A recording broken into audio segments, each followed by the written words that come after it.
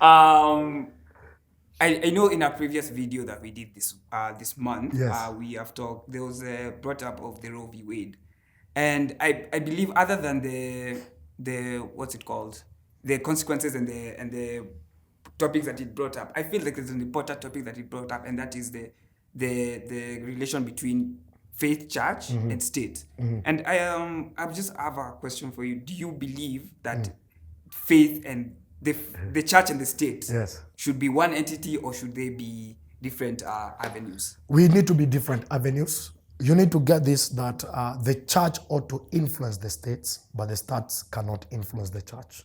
The Bible says in Isaiah 2:2, in the last day, the mountain of the Lord will be exalted above every other mountain, and even people will come to the mountain.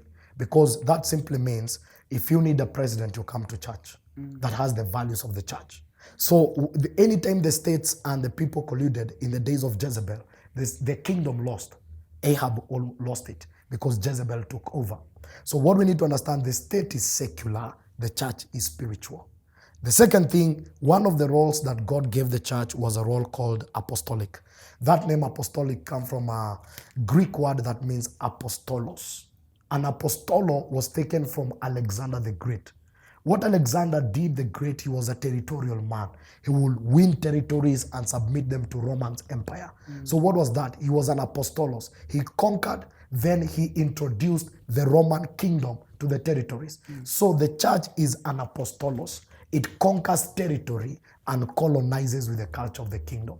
So that by the time you are in Limuru, you have conquered Limuru, you've preached Jesus, and the people now begin to think from Jesus' level. If a man says, I will make roads for you, the voters already know, how will you make it? Are you not lying? So we better not vote a liar. We better vote a guy who is real.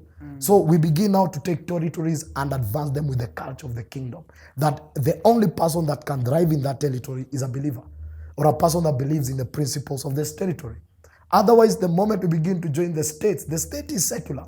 And that is how now the influence will rise, and one day the voters of a nation will decide that we cannot have a president who smokes weed. We can only have a president who believes in our values. And people now will begin to rise, and then we say, this is the guy. The first time I had a president debating, calling Clinton a liar on normal TV, it was national TV. It was Clinton and this guy, Trump. But I was so happy because the church had worked on values that you could hear values on the screen.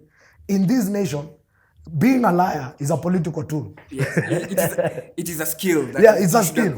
How best can you lie to take power? So the church has a lot to do to change the terrain, so that when politicians come, they can sense rejection, and we begin to raise men and say, integrity is like this. You're a liar, you're a thief, and will not vote you in. And I want to assure you, by the time your generation will begin to get power, that conversation will begin.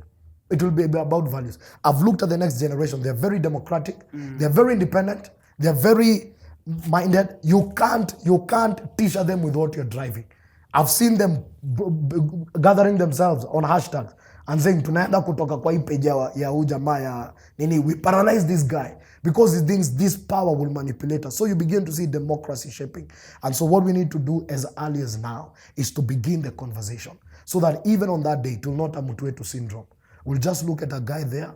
He's from Western Kenya, but we love the guy because of the guy. No, he will not come and say, I'll bring the Luya vote. He will say, I bring the values, our families, our community, our water, our money. These are the things we're going to do. We don't look at the person. And that's why right now there is a lot of marriage, mapasi, mabishop. Tulifurahi tukisalimia president. President agenzalimia hivi, na piga picha naeka kwa ofisi. So we took the images of Christ with secular men.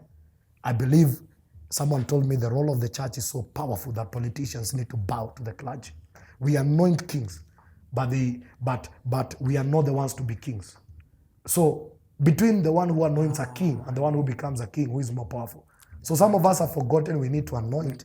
We went now to become kings. It doesn't happen like that. We stick. The church is the only body given the mandate of a spiritual direction in this nation. The hotel is the only body given the mandate of provision of food.